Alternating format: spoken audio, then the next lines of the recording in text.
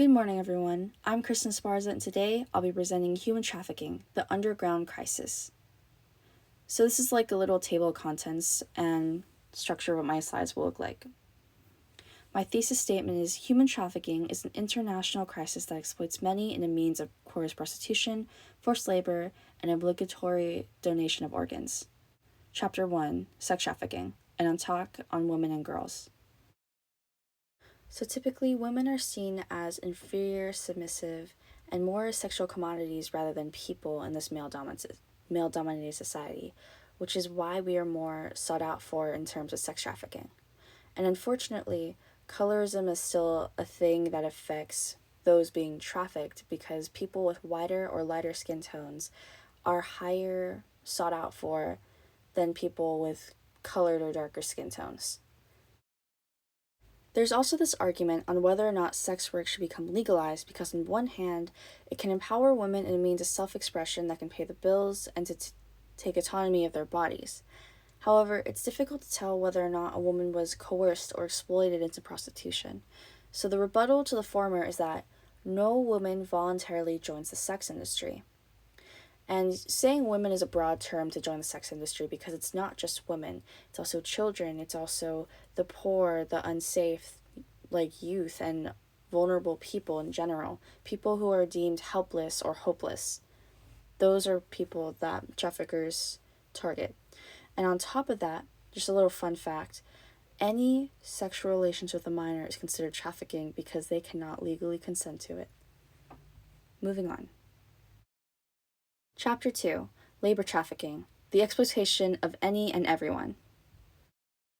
So some common types of work that people who are trafficked usually do is domestic or like home work, construction, manufacturing, agriculture, and typically when you hear these types of work, who do you think of?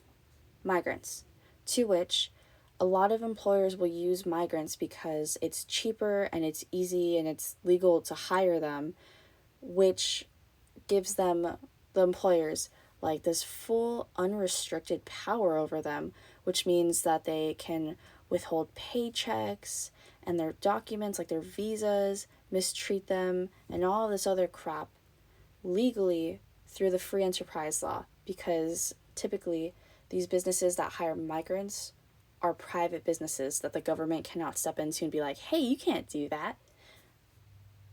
Furthermore, in the book I was reading, there was this Ghanaian girl named Natalie who was petitioned by this American family to go to America to receive an education so that they could support and provide for her.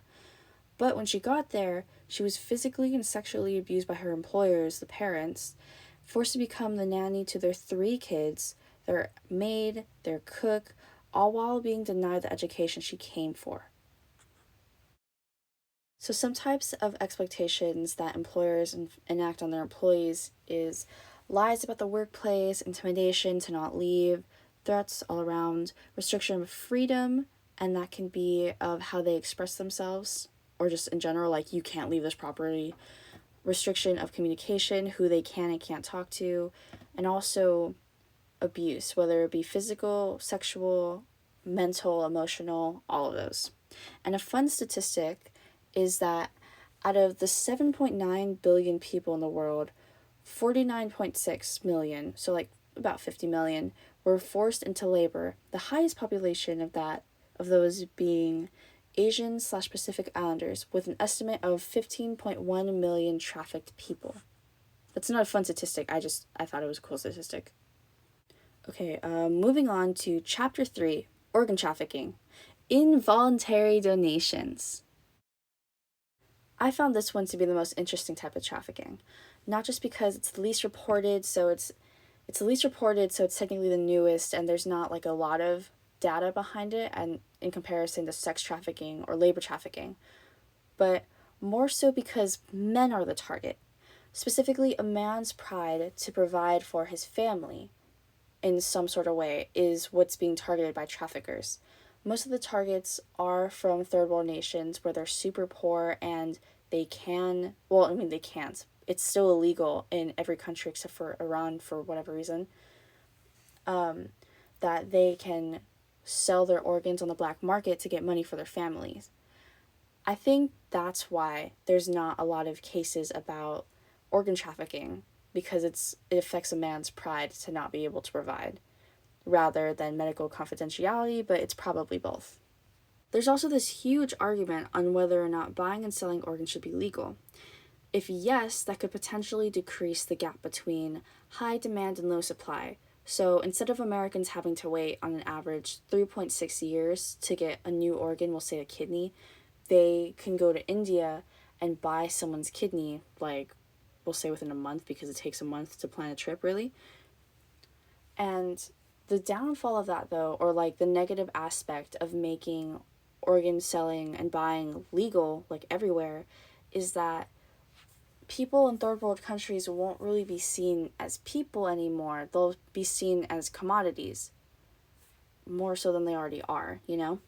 And that's not good. And on top of that, people who sell their organs are, specifically their kidneys, or not specifically, especially their kidneys, are highly affected afterwards. They can't do heavy lifting, they can't walk for too long.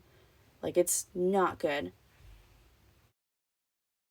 So if the world decides to make organ buying and selling, like in a regular market, legal, that would make transplant tourism legal, which is when a patient, we'll say from America, will go to another country, we'll say like India, to buy and receive an organ and receive a transplant from there too.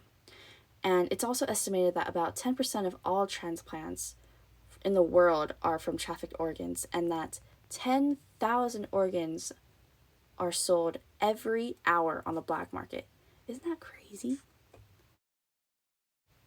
In conclusion, human trafficking is a global emergency that takes advantage of many people through coerced sexual acts, forced labor, and the involuntary removal of organs. And then I have some follow-up questions, like 1, is there a preferred type of trafficking? And this can be to you guys, to people being trafficked, or to traffickers. I'm more interested in if traffickers have a preferred type of trafficking, honestly. 2, how big is the black market truly? And follow up to 3, does that make the dark web real? And 4, how could someone traffic another person? Like, honestly. Thank you.